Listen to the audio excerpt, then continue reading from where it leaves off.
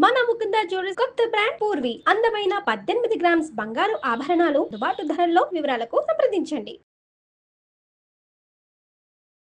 నేనున్న ఒక్క కొడుకుని సార్, నేను కాకపోతే ఎవరు చూసుకుంటారు సార్ పేరెంట్స్ ని? సార్ 10 ఏళ్ల జీవితంలోనే నాకు 100 ఏళ్ల జీవితం చూపించింది సార్. ఇప్పుడు నీకు మీ పేరెంట్స్ కావాలా, నేను కావాలా? నేను కావాలంటే మీ పేరెంట్స్ ని మర్చిపో. సైకాట్రిస్ట్ డాక్టర్ దగ్గరికి వచ్చాను, మీతో మాట్లాడుతా అన్నారు. మీతోని నేను ఎందుకు మాట్లాడాలి? వాళ్ళతో వాళ్ళెవరు? ఒక్క క్షణం అండి, కొంచెం టైం ఇవ్వండి. ఒక్కసారి ఏం కంప్లైంట్ చేశాడు ఇప్పుడు నా గురించి? వృద్ధాప్యంలో ఉండేటటువంటి తల్లిదండ్రులను కాపాడవలసినటువంటి బాధ్యత ఏకైక కొడుకు మీద ఉండదా అమ్మా? డబ్బులు ఇస్తామంటున్నాం కదండి. డబ్బులతో అన్ని కొనుక్కుంటారా సునీత గారు? ఏం మాట్లాడుతున్నారండి? సిటీ లైఫ్ లో ఈ రోజు రేపు ఎవరో ముసలోళ్ళు నేరేసుకుని ఎవరో తప్పమ్మా సునీత. ఆ ముసలోళ్ళకి వస్తే ఎన్ని చెయ్యాలండి? ఎన్ని సాకరీలు చేస్తే అవుతాయి అన్ని? రేపొద్దున్న మనం కూడా అదే పరిస్థితిలోకి వెళ్తాం సునీత. మనం ఇక్కడితోనే ఆగిపోమండి. మేమంత త్యాగమూర్తులో కాదు, మాకంత ఓపికలు లేవు. మీకు నమస్కారం. జీవితాంతం ఆ తల్లిదండ్రులు కొడుకుతో మాట్లాడకుండా ఎలా ఉండగలరమ్మా? ఏ కాలంలో ఉన్నారు మేడం మీరు? మీరు వాస్తవంలోకి రండి సార్. మేము బుద్ధి గడ్డి తిని నీ కాన్ఫరెన్స్ కాల్ కలపమన్నాం. నేనేం తక్కువడేం కాదు, మీ దగ్గర రావుడిలో నటించేస్తున్నాడేమో. ఈ రోజు నీకు గట్టిగా మేము మాట్లాడాలని అనుకుంటే కనుక అతన్ని ఇంటికి వచ్చాక పెన్నం మీద పెట్టి వేయించేస్తావని భయం మాకు. లేదో చెప్తున్నారు కదా, ఇదో ఎన్ని ఇంకేమన్నా ఉంటే చెప్పుకున్నారు. కాళ్ళ మీద పడి ఏడ్చి అప్పుడు రా, నీకు అప్పుడు ఉంది, నీకు ఇంట్లో రా, వచ్చాక చెప్తాను, ఇప్పుడు కాదు. వెల్కమ్ టు అందమైన జీవితం. నమస్తే కళ్యాణ్. నమస్తే జయ గారు. నమస్తే అమ్మా. కళ్యాణ్ గారు, హైదరాబాద్ నుంచి ఒక మెయిల్ వచ్చిందండి. అతని పేరు భాస్కర్. ఒక్క నిమిషం. ఈ ప్రోగ్రామ్కి అందమైన జీవితం అనేటటువంటి ఒక చక్కటి పేరు నామకరణం ఎవరు చేశారు? ఎలా వచ్చింది కాన్సెప్ట్? ఫస్ట్ జీకే గారు, గోపాలకృష్ణ గారు, నేను, మన క్రియేటివ్ హెడ్ ఆయన నేను డిస్కస్ చేసుకున్నాం. ఇలా చేస్తే బాగుంటుందేమో, ఒక చిన్న ఐడియా, జస్ట్ ఒక లైన్ ఫామ్ అయిందండి. వెంటనే మీకు కాల్ చేయటం, మనం ముగ్గురం కూర్చోవటం, మాట్లాడుకోవటం, కాన్సెప్ట్ డిజైన్ చేసేసుకున్నాం కదా. అల్టిమేట్గా మనకేంటి, మన జీవితం సాఫీగా అందంగా వెళ్ళాలనుకుంటాం. సో ఈ పేరు చాలా బాగా కనెక్ట్ అవుతుంది. ఇది చూద్దామా అన్నారు ఆయన. వెంటనే మన ఎండి గారు సుమన్ గారికి చెప్పడం, ఆయన కూడా సూపర్, గో హెడ్ అనేసారు.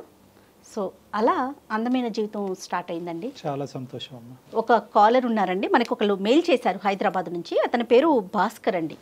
ఉద్యోగం చేసుకుంటున్నారు, పెళ్ళయింది. సమస్య ఏంటంటే భార్యతో, తన ఫ్యామిలీతో, తన తల్లిదండ్రులతో, ఇటు భార్యతో మధ్యలో నలిగిపోతున్నాను. నేను ఎటు ముందుకు వెళ్ళలేకపోతున్నాను, వెనక్కి రాలేకపోతున్నాను. ఏం చేయాలో నాకు అర్థం కావట్లేదు. చాలా సెన్సిటివ్ విషయం ఇది. డాక్టర్ గారితో ఖచ్చితంగా నా విషయం గురించి మాట్లాడాలి అనే ఉద్దేశంతో మీకు మెయిల్ చేస్తున్నానని చెప్పి పెట్టాడండి అతను. నెంబర్ కూడా ఇచ్చారు, ఒకసారి కాల్ చేసేయమంటారా? పిల్లలు ఉన్నారమ్మా? పిల్లలు ఉన్నారు. హలో భాస్కర్ గారు. మేడం, ఎవరండి మీరు? నేను జయానండి, అందమైన జీవితం, సుమన్ టీవీ అందమైన జీవితం ప్రోగ్రామ్ నుంచి కాల్ చేస్తున్నాను. మేడం నమస్తే. మేడం నమస్తే అండి. మీరు మాకు మెయిల్ పెట్టారు, సో మీతో మాట్లాడదామనేసి కాల్ చేశాను. ఫ్రీ ఉన్నారా? మాట్లాడొచ్చు మేడం. రైట్. డాక్టర్ గారు కూడా ఉన్నారు. ఒక్కసారి మీ సమస్య ఏంటో ఒకసారి బ్రీఫ్గా చెప్తారా? తప్పకుండా మేడం. Right sir. నమస్తే భాస్కర్ గారు. నమస్తే. నమస్కారం సార్. చెప్పండి సార్, ఎవరిది సమస్య? సార్ సమస్య ఏంటంటే, ఎప్పుడైనా సరే మా పేరెంట్స్ పొరపాటున ఎప్పుడైనా మమ్మల్ని చూడాలని వస్తుంది సార్. వాళ్ళు పేరెంట్స్ ఎప్పుడైనా వచ్చినప్పుడు వాళ్ళని అసలు ఎట్లా అంటే రెస్పెక్ట్ కాదు కదా సార్, అసలు చాలా దారుణంగా చూస్తుంది సార్ వాళ్ళని. వాళ్ళు కూర్చున్నప్పుడు వాళ్ళ దగ్గర కూర్చొని, వాళ్ళ ఎదురుగా కూర్చొని కాలు మీద కాలేసుకొని కూర్చోవడం, వాళ్ళకి అట్లీస్ట్ ఏదైనా భోజనం పెట్టాలన్నా, టిఫిన్ చేయాలన్నా కూడా ఏంటమ్మా ఏమన్నా రెడీ అయిందా అంటే, లేదు అక్కడ ఉంది పెట్టుకోపోండి అని చెప్పి వాళ్ళని అమర్యాదగా మాట్లాడటము. అది ఎట్లా అంటే, మా పేరెంట్స్ వస్తే ఒకలాగా ట్రీట్ చేస్తున్నారు, వాళ్ళ పేరెంట్స్ వస్తే ఒకలాగా ట్రీట్ చేస్తున్నారండి. ఎంతసేపు నేను ఫోన్ లో మాట్లాడినా కూడా, ఈవెన్ మా పేరెంట్స్ దూరం ఉంటారు కాబట్టి అట్లీస్ట్ 2 days కోసారో 3 days కోసారో మనం కాల్ చేసుకొని మాట్లాడుకుంటాం కదా సార్, పేరెంట్స్ తో మాట్లాడుతుంటాము. సో అది తనకు నచ్చదు. అది ఎంతసేపు ఫోన్ మాట్లాడుతుంటే నీకేమవసరం, ఊరికే ఎందుకు మాట్లాడతావు, ఇలాంటి క్వశ్చన్లు అండి. అంటే మా పేరెంట్స్ తో నాకు మాట్లాడుకునే స్వేచ్ఛ లేదా సార్? ఎందుకు అంటే మీ పేరెంట్స్ ఏమన్నా తెలియకుండా ఏమన్నా ఈ అమ్మాయిని ఏమన్నా అన్నారా? ఏమన్నా ఆ విధంగా ఏమైనా మనస్తాపం చెంది వాళ్ళ మీద ఒక శత్రుత్వం పెంచుకుందా? ఏంటి కారణం? పెళ్ళైన కొత్తలో ఏమైనా ఇన్సిడెంట్స్ జరిగాయా? అలాంటిది ఏం లేదు సార్. ఎందుకంటే పెళ్ళైన కొత్తలో మేము అంటే ఒక 1 week 10 days అక్కడ, పెళ్ళైన తర్వాత జాబ్ ఇక్కడ ఉంది కాబట్టి మళ్ళీ జాబ్ లో జాయిన్ కావాలి కాబట్టి ఏమంటే 1 week 10 days లో వచ్చేసాము. ఈవెన్ మా పేరెంట్స్ దగ్గర మేము వెళ్ళినా, లేకపోతే మా పేరెంట్స్ ఇక్కడికి రావడం వేళ్ళ మీద లెక్క పెట్టుకోవచ్చు సార్. మరి తన పేరెంట్స్ తో వాళ్ళతో మాట్లాడుకుంటూ ఉంటారా తన ఇంటికి తను మాట్లాడుకోవచ్చు, కానీ నేను మాట్లాడితే మాత్రం ఎందుకు ఊరికే మాట్లాడము? వాళ్ళు ఎప్పుడన్నా వస్తే వాళ్ళని వెళ్ళిపోయేటట్టుగా మాట్లాడము. మరి మీ పేరెంట్స్ ఇంటికి మీరు వెళ్ళటం కానీ లేదంటే పండగకో పబ్బానికో మీ ఇద్దరు కలిపి వెళ్ళటం అదేమైనా జరుగుతుందా? అది కూడా ఆగిపోయిందా? అది కూడా ఆగిపోయింది సార్. ఏంటంటే ఇప్పుడు ఎంతసేపు వాళ్ళ పేరెంట్స్, వాళ్ళ చుట్టాలు, వాళ్ళ ఫంక్షన్స్, ఎంతసేపు వీళ్ళ చుట్టాలు సైడ్ ఇటు సైడ్ పోవడమే తప్పించి మా చుట్టాలకు కానీ మా పేరెంట్స్ దగ్గర కానీ వెళ్ళడం అసలు జరగట్లేదు సార్. సరే అట్లయినా సరే వీళ్ళు నా వాళ్ళే, వీళ్ళు నాకు పేరెంట్స్ తో సమానం అని చెప్పేసి నేను అట్లయినా సరే అందరూ మన వాళ్ళే అని చెప్పి నేను కలుపుకోపోయేవాడిని సార్. కానీ ఇటు వరకు వచ్చేసరికి ఏంటంటే అవసరం లేదు. 10 years నుంచి ఇదే పద్ధతి అండి, లేకుంటే మధ్యలో మారారా ఆవిడ ఇట్లా? మొదటి నుంచి ఇదే ధోరణండి. ఎట్లా అంటే ఎందుకు ఇంకా ఎట్లా అంటే పీక్స్ కి వెళ్ళిపోతుంది మేడం. మీరు ఎప్పుడైనా చెప్పారండి? ఎప్పుడైనా వాదన జరిగిందా ఈ విషయానికి సంబంధించి? మాట్లాడుకున్నారా కనీసం? ఈ విషయం గురించి ఎప్పుడు టాపిక్ వచ్చినా మాకు పెద్ద వార్ జరుగుతుంది మేడం. మాకు వార్ జరగడము, తను వారం 10 రోజులు మాట్లాడకపోవడము. ఎవరు కాంప్రమైజ్ అవుతారండి? లాస్ట్ కి నేనే కాంప్రమైజ్ అవ్వాల్సి వస్తుంది మేడం. ఇటు పోయి మళ్ళీ కాంప్రమైజ్ అవ్వాలి. కానీ ఇప్పుడు కాంప్రమైజ్ అయ్యే ఓపిక లేదు మేడం నాకు ఇంకా. అంటే బహుశా ఇప్పుడు భాస్కర్, ఇప్పుడు అమ్మ నాన్నకి సంబంధించినటువంటి అంశం ప్రతిరోజు మీరు మాట్లాడుకోవాల్సినటువంటి అవసరం లేదు కదా. ఆ ఇష్యూ కాకుండా మిగతా అన్ని ఇష్యూస్ లో మీ ఇద్దరు అన్యోన్యంగానే ఉంటారా? మిగతాదంతా బాగానే ఉంటుంది. రీసెంట్ గా ఒక చిన్న విషయం అండి. మా పేరు మార్నింగ్ వాష్రూమ్ లో ఉండగా కాల్ వస్తే తను కాల్ కట్ చేశారండి. నేను చూసుకోకుండా రెగ్యులర్ షెడ్యూల్ లో పడిపోయి ఆఫీస్కి వెళ్ళిపోయాను. మళ్ళీ నా వర్క్ చేసుకున్న సాయంత్రం నాకు కాల్ వచ్చిందండి. మళ్ళీ సాయంత్రం కాల్ వచ్చి కాల్ లిఫ్ట్ చేస్తే, ఏంట్రా నువ్వు ఇలా కాల్ లిఫ్ట్ చేయలేదు, మార్నింగ్ ఇలా జరిగింది, నాన్నకి బీపీ షుగర్ అంతా డౌన్ అయిపోయింది, స్ట్రోక్ రావడం జరిగింది, హాస్పిటలైజ్ అయినారు అని చెప్పి నాకు మళ్ళీ ఈవినింగ్ నాకు కాల్ చేస్తే తెలిసిందండి. ఎందుకంటే మార్నింగ్ కాల్ చేశారని చెప్పారు. నేను ఆ కాల్ చేశారని చెప్పారు, మా వైఫ్ కూడా చెప్పలేదండి. అక్కడ బానే ఉన్నారు నాన్నగారు? ఇప్పుడు వెళ్ళాను గుడ్ అండి. ఇప్పుడు అక్కడ అక్క వాళ్ళు కొంచెం దగ్గరలో ఉంటారు కాబట్టి వాళ్ళు వెళ్ళి చూసుకున్నారు. వాళ్ళు ఈ టైంలో ఆడపిల్లలు, ఈ టైంలో మా అక్కలు వెళ్ళారు, వాళ్ళ హస్బెండ్స్ వాళ్ళ డ్యూటీలో ఉన్నారు. ఆడపిల్లలు ఈ టైంలో అసలు ఈ కోవిడ్ సిచ్యువేషన్ లో వాళ్ళని తీసుకెళ్లారో రావడం ఎంత ఇబ్బందిగా ఉంటుంది. అదే కనుక నా వైఫ్ నా కాల్ వచ్చిందని ఒక మాట చెప్పుంటే నేను ఏదో ఒక రకంగా కాల్ మాట్లాడి ఫ్రీడమ్ లో మాట్లాడైనా ఏంటి ఎమర్జెన్సీ అని చెప్పి మాట్లాడి నేను హాస్పిటల్ కి సాయంత్రం లోపు మధ్యాహ్నం లోపు వెళ్ళిపోయేవాడిని కదా సార్. ఎంత ప్రాబ్లం అయిపోయి సార్. నేను ఉన్న ఒక్క కొడుకుని సార్, నేను కాకపోతే ఎవరు చూసుకుంటారు సార్ పేరెంట్స్ ని? కేవలం నేను పెళ్లికి ముందు మన ఇద్దరమే ఉందాం, మన జీవితంలో ఎవరి జోక్యం ఉండదు అనేటటువంటి ఏకైక మాట పట్టుకుని ఈరోజు సునీత ఇలా వ్యవహరిస్తుందా అనేటటువంటి దానికి మనకు కొద్ది క్లారిటీ కావాలి భాస్కర్. అంటే ఆ అమ్మాయి కేవలం ఒక ప్రైవసీ గురించేనా? ఆ అమ్మాయి కేవలం మీ తల్లిదండ్రులతోనే ఇలాగే ప్రవర్తిస్తుందా, లేదంటే అందరితోనే తనకి సోషల్ కాంటాక్ట్స్ తక్కువ, మీ ఇంట్లోకి ఎవరు రాకూడదు, మీరు ఎవరి ఇంటికి వెళ్ళకూడదు అనేటటువంటి ఆలోచన శైలా? కేవలం మీ తల్లిదండ్రుల మీద ఎందుకు ఈ టార్గెట్? కేవలం మా తల్లిదండ్రులు వాళ్ళ విషయం వాళ్ళతో మాట్లాడినప్పుడు కానీ వాళ్ళు వచ్చినప్పుడు కానీ ఏదో ఒకటి జరుగుతుంది సార్.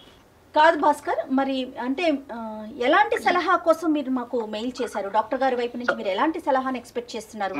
మెయిన్ ఇష్యూ ఎక్కడ వచ్చిందంటే మేడం, ఇప్పుడు మా పేరెంట్స్ ఇలా జరిగిందని చెప్పేసి ఆ రోజు ఈవినింగ్ వచ్చి గొడవపడడం జరిగింది మేడం. నాకు చెప్పలేదు, ఎందుకు నువ్వు ఇలా కాల్ కట్ చేయడం జరిగింది అని చెప్పేసి ఆ రోజు చాలా పెద్ద గొడవ జరిగింది మేడం. సో అంత గొడవ జరిగేసరికి తను డిసిషన్ కి ఏమొచ్చేసింది అంటే, ఇప్పుడు నీకు మీ పేరెంట్స్ కావాలా నేను కావాలా? నేను కావాలంటే మీ పేరెంట్స్ ని మర్చిపో, నాకు విడాకులు ఇచ్చేసేయండి. అంటే ఇంతకు మించి మీరు మీ పేరెంట్స్ దగ్గర నుంచి దూరంగా ఉండటం ఏంటి భాస్కర్? ఇప్పుడు వాళ్ళు మీ ఇంటికి రాంది లేదు, నువ్వు వాళ్ళ ఇంటికి పోలేదు, ఆఖరికి ఒక మాట సాయం లేదు, ప్రాణాల మీదకి వచ్చినా ఫోన్ కాల్ ఎత్తే పరిస్థితి లేదు. ఇంతకంటే తెగదెంపులు ఏం కావాలి? ఆల్రెడీ ఎవ్రీథింగ్ అయినట్టేగా 10 సంవత్సరాల్లో, ఇంకా ఏం కావాలంటే ఆవిడకి? అంటే ఇప్పటి నుంచి మీరు కాల్స్ కూడా మాట్లాడదు ఇంక ఇప్పటి నుంచి. ఇప్పుడు వరకు కంట్రోల్, ఇప్పుడు కమిట్మెంటా? ఇప్పుడు అలాగే అనిపిస్తుంది సార్. అంటే దాని అర్థం ఏంటో నాకు అర్థం కావట్లేదు సార్. ఇదేదో ఒక సైడ్ ఆఫ్ ది కాయినే మేము చూస్తున్నట్టు నాకు అనిపిస్తుంది. ఖచ్చితంగా ఈ ఇష్యూలో అయితే మాత్రం మీ భార్యమణితో మాత్రం మాట్లాడవలసినటువంటి అవసరం ఉంది. ఆవిడ వర్జన్ ఏంటి అన్నది తెలుసుకోవాల్సిన అవసరం ఉంది. ఎందుకంటే ఏ కారణం లేకుండా వృద్ధాప్యంలో ఉన్న పెద్ద వయసులో ఉన్న ఇద్దరు మనుషుల్ని అసలు ఏ కనికరం, మానవతా దృక్పథం లేకుండా దూరం పెట్టే ఆలోచన ఒక స్త్రీకి ఎందుకు ఉంటుంది అన్నది మనం తెలుసుకోవాలి. అంటే అవకాశం ఉంటే 10 ఏళ్ల జీవితంలోనే నాకు 100 ఏళ్ల జీవితం చూపించింది సార్. ఆమె గయాలితనం అట్లా ఉంటుంది. ఆమె నోట్లో నోరు పెట్టకపోతే ఎంత బాగుంటే అంత దూరం ఉంటే అంత మంచిగా ఉంటుంది సార్. కాదండి, తను ఏం చేస్తుంటారు? హౌస్ వైఫ్ ఏనా? తను జాబ్ చేస్తారు మేడం. ఒకసారి మాట్లాడొచ్చా భాస్కర్? సార్ నేను ప్రయత్నం చేస్తాను సార్. నేను ఒకసారి కాల్ కలుపుతాను, మీరు కూడా ఒకసారి మాట్లాడండి సార్ తనతో. పర్వాలేదా? నో ప్రాబ్లం కదా? అంటే జస్ట్ అసలు ఆవిడ వర్షన్ ఎలా ఉందని తెలుసుకోవటం కోసం. ఓకే ఓకే సార్ కాల్ కలపండి. ఏంటి డాక్టర్ గారు, అంటే మనం ఇప్పుడు అతను కావాలి, అతన్ని కని పెంచి ఇక్కడ దాకా తీసుకొచ్చిన తల్లిదండ్రులు వద్దా? రేపొద్దున్న మరి మన పిల్లలకి మనం ఏం చెప్తాం? అంత దూరం ఆలోచించరు కదా, ఇక్కడికిక్కడే స్టోరీ. తాత చిప్ప తరతరాలు అంటారు. హలో హలో, ఏం చేస్తున్నావు? ఏదో చేస్తున్నాను. ఏంటి ఇప్పుడు ఏం చెప్పండి? పిల్లలు ఏం చేస్తున్నారు? ఆన్లైన్ క్లాసులు జరుగుతున్నాయి కదా, కూర్చున్నారు అక్కడ. వాళ్ళు తెలుసు కదా, మళ్ళీ నన్ను అడుగుతావేంటి? అయ్యో ఏంటి ఎందుకు చేసావు? చెప్తాను సరే. నేను ఇక్కడ సార్ని డాక్టర్స్ దగ్గరకు వచ్చాను, సైకాట్రిస్ట్ డాక్టర్ దగ్గరకు వచ్చాను. మన సమస్య గురించి ఒకసారి సార్ కూడా మీతో మాట్లాడుతా అన్నారు. నీతోని నేను ఎందుకు మాట్లాడాలి వాళ్ళతో? వాళ్ళెవరు? నాకేం సంబంధం వాళ్ళతోటి? నువ్వు వెళ్ళవు, నువ్వు విను. నువ్వు వాళ్ళు ఏం చెప్తారో నువ్వు విను. కాదమ్మా, కాదు సునీత గారు. ఓకే, వాళ్ళ నలుగురిని చేరేస్తున్నావు అన్నమాట ఇప్పుడు. అయ్యో సునీత గారు ఏంటో వినుకాస్తా నువ్వు. కదమ్మా, ఒక్క సెకండ్ అమ్మా. అమ్మ సునీత నమస్తే అమ్మా. నా పేరు డాక్టర్ కళ్యాణ్ చక్రవర్తి అమ్మ. నేను మానసిక వైద్య నిపుణుడిని ప్లస్ రిలేషన్షిప్ కౌన్సిలర్ని. నాతో పాటు జయ గారు కూడా ఉన్నారు, సీనియర్ యాంకరు. అంటే ఏంటండి చెప్పండి, ఏంటి ఇప్పుడు? ఏంటి ఇప్పుడు? ఏ వినాలి నేను ఇప్పుడు? అమ్మ నీ జీవితం సునీత గారు మీతో మేము ఏం మాట్లాడలేదండి. అప్పుడే మీరు ఏం వినాలి అనే ప్రశ్న వేసేస్తున్నారు. ఒక్క క్షణం అండి, కొంచెం టైం ఇవ్వండి ఒక్కసారి. చెప్పండి. కాదు సునీత గారు, ఏదో చిన్న డిస్టర్బెన్స్ నడుస్తోందని చెప్పి భాస్కర్ గారి ద్వారా మాకు తెలిసింది. అంటే మేము మధ్యలో వచ్చే ప్రయత్నం కాదు, కానీ అసలు జరిగిన సమస్య ఏంటి, ఎక్కడ మీరు హట్ అవుతున్నారు అనే కోణం తెలుసుకుందామని అంతే. ఎవరిని కూడా కించపరిచేటటువంటి ఉద్దేశం కానీ ఎవరి వైపు వేలెత్తి చూపెట్టేటటువంటి ఉద్దేశం కాదు. భాస్కర్ గారు ఏంటంటే మనస్తాపం చెంది 10 సంవత్సరాలు మా జీవితంలో ఒక ప్రాబ్లం వచ్చిందండి, కంటిన్యూస్ గా అది నడుస్తూనే ఉంది. ఏం చెప్పుకున్నాడు ఆయన మీ గురించి? నా గురించి మీ దగ్గర నాకు తెలియదు కదా. ఏం కంప్లైంట్ చేశాడు ఇప్పుడు నా గురించి? కంప్లైంట్ కదమ్మా, అన్ని విషయాల్లో మా భార్య పర్ఫెక్ట్ అండి. ఎక్కడ వేలెత్తి చూపేది లేదనే చెప్పారమ్మా మీ గురించి. మా అమ్మ నాన్న విషయం వస్తే కనుక అగ్గిలం మీద గుగ్గిలం అవుతుందండి. ఫోన్ లేదు, కాంటాక్ట్ లేదు, ఇక్కడికి వెళ్ళటం లేదు, అక్కడి నుంచి ఇక్కడికి రావటం లేదు. వాళ్ళ తల్లిదండ్రులకు సంబంధించినటువంటిది ఒక న్యాయం, మా తల్లిదండ్రులకు సంబంధించినటువంటి ఒక న్యాయం. ఆడ పేరెత్తితే నేను ఎందుకు మండిపడతానండి? ఈయన ఏం చేశాడో మీకు తెలియదు, నా గురించే చెప్తాను. నేను చేసేది, నేను మాట్లాడేది మీ అందరికీ కనపడతాను ఇప్పుడు కూడా. నాకేదో చెప్తామని చూస్తున్నారు. అందు గురించే ఈ కాల్ చేసాం. నీ వర్జన్ వినాలనే ఉద్దేశం. నువ్వు కోపంగా ఉన్నావు, గట్టిగా మాట్లాడుతున్నావు, మేమేమి అది తప్పుగా భావించట్లేదు. మీ మనసు మీకున్నటువంటి టెన్షన్స్ మీకున్నాయి.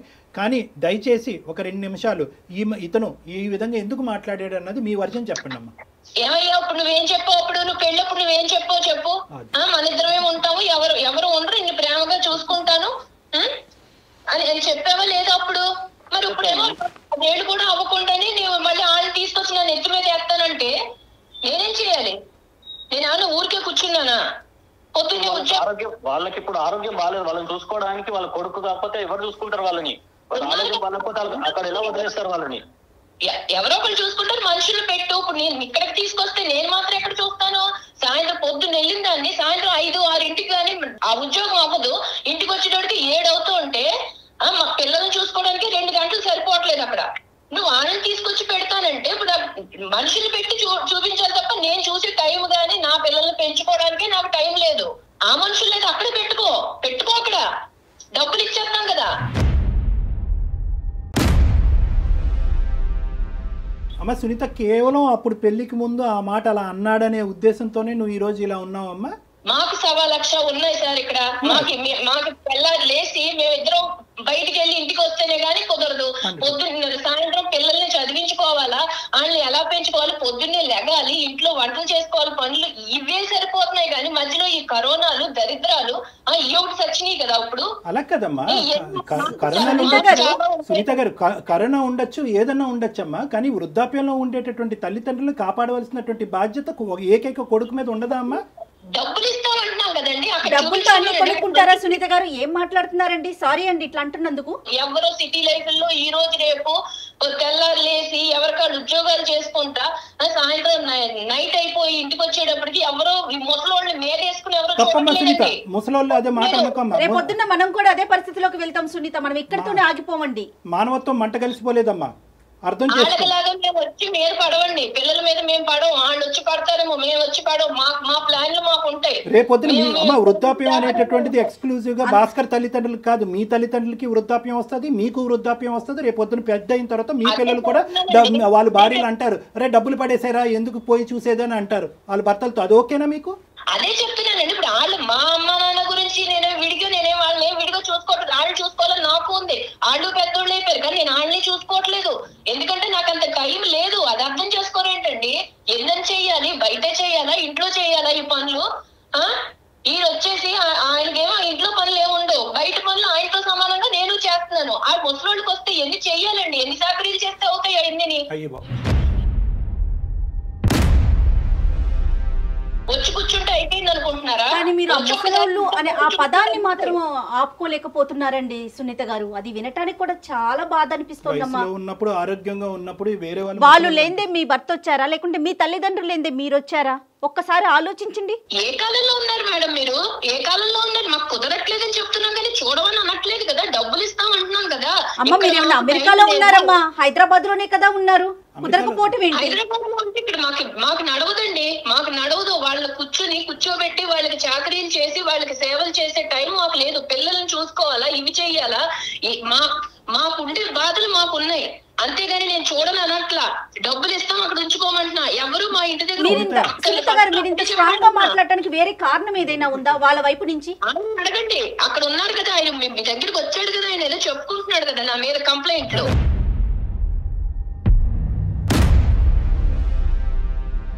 సునీత నీకు చేసింది ఏంటంటే ఈ విధంగా కేవలం వృద్ధాప్యంలో ఉండేటటువంటి వ్యక్తులకి పోషించడానికి మాకు టైం లేదన్నది ఒక్కటే కారణమా? లేదంటే వీళ్ళ తల్లిదండ్రులు ఏమన్నా నీకు తప్పుగా ప్రవర్తించారా, ఇబ్బంది పెట్టారా? ఇప్పుడు ఈయన తక్కువడేం కాదండి, ఈయనేం తక్కువడేం కాదు. మీ దగ్గర రావుడులో నటించేస్తున్నాడేమో. ఈయనేం తక్కువడేం కాదు. వెళ్ళి 4 రోజులు అక్కడ ఉంటే వాళ్ళ అన్న కొంచెం ప్రేమగా ఉంటే చాలు. ఇక్కడికి వచ్చి మళ్ళీ వారం రోజులు నాతో మాట్లాడు. మరి నాకెలా ఉంటుంది? నేను అన్ని వదిలిపెట్టుకుని వచ్చాను కదా. నాకు మాత్రం ఇంకెవరన్నా ఉన్నారా? ఈయన పిల్లలే కదా. తెల్లారులేసి ఏళ్ళ కోసమే కదండి మేము కష్టపడేది. నువ్వు ఆన్ చేసిన రేడియో ఆగట్లేదు ఇది కాదమ్మా సునీత. ఇప్పుడు ఇక్కడ మాకు భయం ఏమీ లేదు. ఈ రోజు నీకు గట్టిగా 1 ఇంచు ఎక్కువగా మాట్లాడాలి అనే ఉద్దేశంతో మేము మాట్లాడాలని అనుకుంటే కనుక అతన్ని ఇంటికి వచ్చాక పెన్నం మీద పెట్టి వేయించేస్తామని భయం మాకు. ఇప్పుడు నన్నేదో నేనేదో కొత్తగా ఈ లోకల్లో నేను ఒక్కదాన్ని ఏదో అన్నట్టు మీ అందరూ కలిపి నాకు జడ్జిమెంట్ ఇస్తున్నారు కదా. ఎలాగో ఉంది, రమ్మనండి చూస్తాం ఇవన్నీ. నాకు ఇప్పుడే చెప్తున్నారు, మేమంత త్యాగమూర్తులో కాదు, మాకంత ఓపికలు లేవు. మీకు నమస్కారం. మాకు నమస్కారం పెట్టక్కర్లేదు. నువ్వు చెప్పుకో, ఏం చెప్పుకుంటావు చెప్పుకో. ఇప్పుడు వాళ్ళందరూ ఏదో చెప్తున్నారు కదా, ఏం చెప్పుకుంటావు చెప్పుకుని వాళ్ళ కాళ్ళ మీద పడి ఏడ్చి అమ్మా సునీత చదువుకున్న దానివి, సమాజం తెలిసిన దానివి, 2 పిల్లల యొక్క తల్లివి. నువ్వు నిజంగా ఇలా మాట్లాడుతున్నావు అంటే, ఇంత మూర్ఖత్వంగా మాట్లాడుతున్నావు అంటే కనుక నమ్మలేకపోతున్నావు. నీ బాధ ఏంటమ్మా? నీ బాధ ఏంటి అన్నది నువ్వు ఇంకా చెప్పలేకపోతున్నావు. ఒకే పాయింట్ ఏంటంటే కనుక అక్కడికి వెళ్ళి నా భర్త కనెక్ట్ అయిపోయి వారం రోజులు నాతో మాట్లాడ్డాను అంటున్నావు. వారం రోజులు నీతో మాట్లాడకపోతే ఉండలేనటువంటి నువ్వు జీవితాంతం ఆ తల్లిదండ్రులు కొడుకుతో మాట్లాడకుండా ఎలా ఉండగలరమ్మా? నీకు అర్థం కాదా? పెళ్లి చేశారు కదా, పెళ్లి చేయకుండా ఉండాల్సిందండి. అప్పుడు మా సంస్కృతులు మాకు ఉన్నాయి. పెళ్లి చేయకుండా ఉండాల్సింది, ఇంట్లోనే పెట్టు కూర్చోవాల్సింది. పెళ్లి చేసుకుంటే భార్యకి భర్త, భర్తకి భార్య, ఇటు కుటుంబం లేదు అటు కుటుంబం లేదు. టైం లేదండి, మీకు అర్థం కాదా చెప్తుంటే? టైం లేదు. నన్ను బాధ పెడతారు అంటున్నారు. నీ పిల్లల్ని చూసుకోవటానికి టైం లేదనే మాట అనట్లేదే, నిన్ను నువ్వు చూసుకోవటానికి టైం లేదనే మాట అనట్లేదే, నీ ఉద్యోగానికి వెళ్ళడానికి టైం లేదనే మాట అనట్లేదే. అవును, మా పిల్లలు కదా మేము చూసుకోవాలి. మా పిల్లలు చిన్నపిల్లలు కాబట్టి మేము చూసుకోవాలి. వాళ్ళ చదువులు చెప్పించాలి. వాళ్ళు రేపు పొద్దున కాళ్ళ మీద నిలబడ్డాక మేము వెళ్ళి వాళ్ళ మీద కూర్చోకూడదు కదా. ఇంతేనమ్మా మానవ సంబంధాలు. ఎవరిని వాళ్ళు పోషించుకుని వాళ్ళ పిల్లల్ని చూసుకోవటమే మానవ సంబంధాల. మన అవసరం తీరిన తర్వాత తల్లిదండ్రులను తీసుకెళ్లి ఓల్డేజ్ హోమ్స్ లోని వృద్ధాశ్రయాలు పడేయటమైనా. ఇందుకేనమ్మా ఉమ్మడి కుటుంబాలు నాశనం అయిపోతున్నాయి. ఇందుకే ఉమ్మడి కుటుంబాలు నాశనం అయిపోతున్నాయి. మీరు వాస్తవంలోకి రండి సార్, చెప్పుకోవడానికే బాగుంటాయి ఉమ్మడి కుటుంబాలు. వాస్తవంలో మీరు మాట్లాడితే అప్పుడు మీకు తెలుస్తుంది. డబ్బులు పడేస్తే అన్ని కొనుక్కోవచ్చని అనుకోద్దమ్మా సునీత. డబ్బులు పడేస్తే అన్ని కొనుక్కోవచ్చు. రానున్న రోజుల్లో నీ స్థానాన్ని ఆలోచించలేకపోతున్నావు కాదు. మేము బుద్ధి గడ్డి తిని నీ కాన్ఫరెన్స్ కాల్ కలపమన్నాం. మాకు అయిపోతుంది ఇక్కడ. మేము 10 నిమిషాలు నేను భరించలేకపోతున్నాం. తప్పుగా నేను ఎవరితో ఇలా మాట్లాడలేదమ్మా. కానీ నీ మాట ఏంటండి మిమ్మల్ని శారీరకంగా హింసిస్తున్నారా, మానసికంగా హింసిస్తున్నారా? ఏం బాధపడుతున్నారో మీరు? మేము అనుకున్నట్టు ఆయన ఉండడు సార్, ఉండడు. తెల్లారు లేచి వాళ్ళ పాటే అమ్మా నాన్న ఏమైపోతున్నారు, ఇక్కడ మీ పిల్లలు ఏమైపోతున్నారు ఆయనకు అక్కర్లేదు. కాదమ్మా సునీత, ఒక్కసారి కొంచెం నిదానంగా ఆలోచించండి. ఇవాళ రేపు పెద్దవాళ్ళు లేక ఉద్యోగాలు చేసే ఆడవాళ్ళం ఎంత నలిగిపోతున్నాం కదా. అది మీ సైడ్ కావచ్చు, అతని సైడ్ కావచ్చు. ఒక పెద్దవాళ్ళు అమ్మమ్మో నాయనమ్మో ఎవరన్నా ఒకరుంటే రేపొద్దున మన పిల్లలకి ఆసరా కాదు. మాకు ఎక్స్ట్రా పని తప్ప వాళ్ళ వల్ల మాకు ఉపయోగం లేదు. అసలు ఒక్క నిమిషం 1 మినిట్ కూడా ఈ రోజు నుంచి నెక్స్ట్ రోజు గురించి ఆలోచించలేకపోతున్నాము. నీకు broad minded thinking, futuristic thinking లేదు. సారీ, నిన్నేమి నిందించట్లేదు, కానీ ఒక్క మాట చెప్తాను. నా బాధ కూడా మీరు అర్థం చేసుకుని చెప్పుంటే బాగుండేది. అదే కదా తల్లి, భాస్కర్ ఫోన్ చేసినప్పుడు ఏంటయ్యా ఇలా మాట్లాడుతుంది ఒక ఆడది, అలాగే ఎక్కడో ప్రవర్తించేటటువంటి దానికి దాఖలాలే లేవు అని చెప్పి పొగుడుతున్నాడు నీ భర్త నీ గురించి, అన్ని ఇష్యూస్ లో బాగుందండి ఇది అది అని చెప్పి. నీ నోటి ద్వారానే ఈ రోజు నువ్వు నీ జీవితాన్ని చండాలం చేసుకున్నావు. ఇప్పటి వరకు నీ మీద మాకు ఎటువంటి నెగిటివ్ ఇంప్రెషన్ చెప్పుకుంటే మీకు అలా అనిపిస్తుంటే నేనేం చేయలేను కదా. నా బాధ ఇది నా బాధ. ఈ మనిషి మీ ఇంట్లోంచి వాళ్ళ తల్లిదండ్రులు బాగోగులు తెలుసుకోవటం గురించి దొంగతనంగా ఫోన్ మాట్లాడవలసిన అవసరం ఏముందమ్మా? అతను నిజం చెప్తున్నాడు, అబద్ధం చెప్తున్నాడు, పోనీ దీనికన్నా చెప్పు. అవునండి, వాళ్ళు మాట్లాడుకునేది ఏంటనుకుంటున్నారు? నా గురించి చెప్పుకోవడమే తప్ప వాళ్ళు మామూలుగా మాట్లాడుకోరు సార్. నేను ఎందుకు ఊరికే వద్దంటాను, ఎందుకు చెప్తాను? దాంట్లో అక్కడ జరిగేవి ఏంటంటే ఇక్కడ నేనేం చేస్తున్నాను, నా గురించి కంప్లైంట్లు చెప్పడమే అతనికి పని, వేరే పని ఏమీ లేదు. అక్కడి నుంచి వాళ్ళు చెప్పినట్టు ఈయన నడుచుకుంటాడు ఇక్కడ. మీకేం తెలుసా ఎన్ని? అదే ఉద్దేశంతో మొన్న ఫోన్ కాల్ కట్ చేసావు. అతని ప్రాణాల మీకు వచ్చుంటే అమ్మా, పెద్ద ఆయన ప్రాణాల మీకు వచ్చుంటే ఈ రోజు నాకేం తెలుసు అండి, వాళ్ళు ఎందుకు చేశారో నాకేం తెలుసు. రోజు ఈ చర్చా కార్యక్రమాలు పెట్టుకుంటారని నేను కట్ చేశాను, అంతేగాని అడుగుంట్లో పోలేదని నాకు తెలుసా? తెలిస్తే కట్ చేస్తానా? కాదా మరి ఆ పెద్ద ఆయనకి ఏమైనా జరుగుంటే, దగ్గరలో ఆడపిల్లలు ఉన్నారు కాబట్టి హాస్పిటల్ ఏం జరగదులేండి, ఎప్పట్లో ఏం జరగదు. దివ్య భవిష్యవాణి ఏదో అంటారు, అన్ని ఉన్నట్టున్నాయమ్మా నీ దగ్గర అన్ని. అమ్మా ఐఎమ్ సారీ అమ్మా, జీవితం అంటే ఇది కాదమ్మా. భాస్కర్, ఇంకా సేపు మేము మాట్లాడితే నీ సిచ్యువేషన్ ఇంకా డిటీరియేట్ అయ్యేటట్టుంది. అందమైన జీవితం యొక్క పర్పస్ ఏంటంటే ఉన్న స్థితిని అలాగన్నా ఉంచాలి, లేదంటే కరెక్ట్ చేయాలి. ఉన్న స్థితిని దిగ్గజార్చేటటువంటి ఉద్దేశం మాకు లేదు. పెనం మీద నుంచి పొయ్యిలో పడే పరిస్థితిని మేము తీసుకురాం మిమ్మల్ని. సారీ అండి సునీత గారు, సారీ అమ్మా. చెప్తారు వాళ్ళు ఏదో చెప్తున్నారు కదా, ఎన్ని ఇంకేమన్నా ఉంటే చెప్పుకున్నారు, కాళ్ళ మీద పడి ఏడ్చి అప్పుడు రా, నీకు అప్పుడు ఉంది, నీకు ఇంట్లో రా, వచ్చాక చెప్తాను, ఇప్పుడు కాదు చెప్తాను రా కానీ అప్పుడు. భాస్కర్ సార్, ఇది సార్ తన వర్షన్. దీన్ని వర్షన్ అంటారయ్యా, దీన్ని వర్జన్ అంటారా?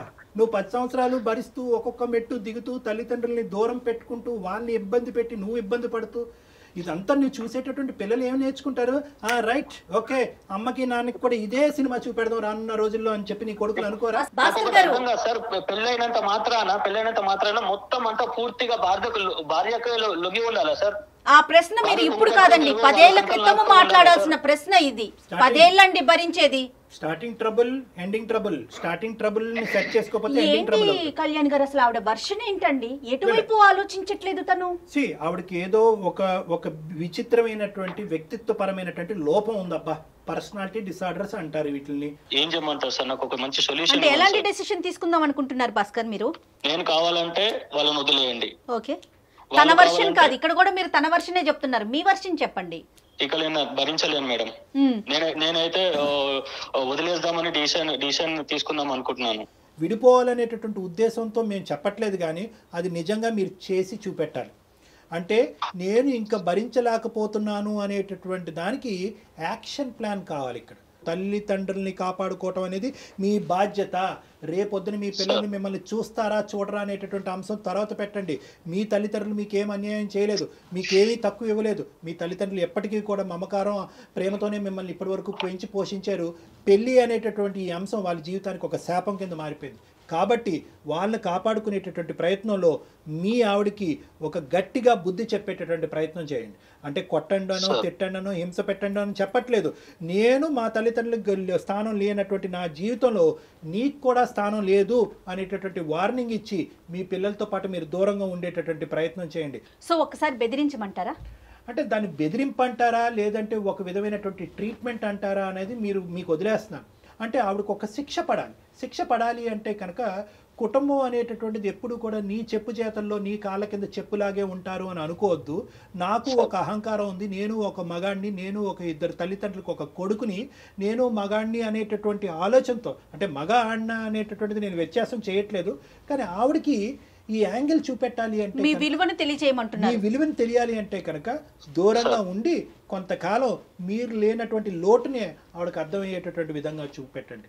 మళ్ళీ ఆవిడ మాట తీరు చూడండి, ఏ విధంగానూ కాంప్రమైజ్ కాదాయే. కాన్ఫరెన్స్ కాల్ సునీత కలపమన్నాం, అక్కడి నుంచి అసలు వాళ్ళ తల్లిదండ్రులు కలిపి ఉంటే కనుక వాళ్ళు కొడుకుని దూరం చేసుకుని ఎంత బాధపడుతున్నారో అక్కడ అసలైన వర్జన్ తెలుసు. నాకు ఇంకొక విషయం ఏమనిపించిందో చెప్పనండి, సునీత తల్లిదండ్రుల పెంపకం ఎంత అధ్వానంగా, అంటే ఒక తల్లిదండ్రుల పెంపకం గురించి మనం ఇంత ఓపెన్గా చెప్పుకోకూడదు, కానీ ఆవిడకి ఏం విలువలు నేర్పించారండి? వాళ్ళు ఏమైనా చెప్పడానికి ట్రై చేశారా భాస్కర్? ఒక లాస్ట్ క్వశ్చన్, వాళ్ళు మీ అత్తగారు సునీతకి ఏమైనా చెప్పడానికి ట్రై చేశారు? అలాంటివి చాలా జరిగాయి సార్, చాలా జరిగాయి. అవి అప్పటికి అవి అంతవరకే ఉంటాయి సార్, మళ్ళీ తర్వాత సేమ్. రైట్ భాస్కర్, ఒక్కసారి డాక్టర్ గారు చెప్పింది ఆలోచించండి, త్వరపడండి, మంచి నిర్ణయం తీసుకోండి. Thank you madam. చక్కని డెసిషన్ తీసుకోండి, చక్కగా ఉండండి. Thank you sir. All the best Bhaskar. Thank you sir.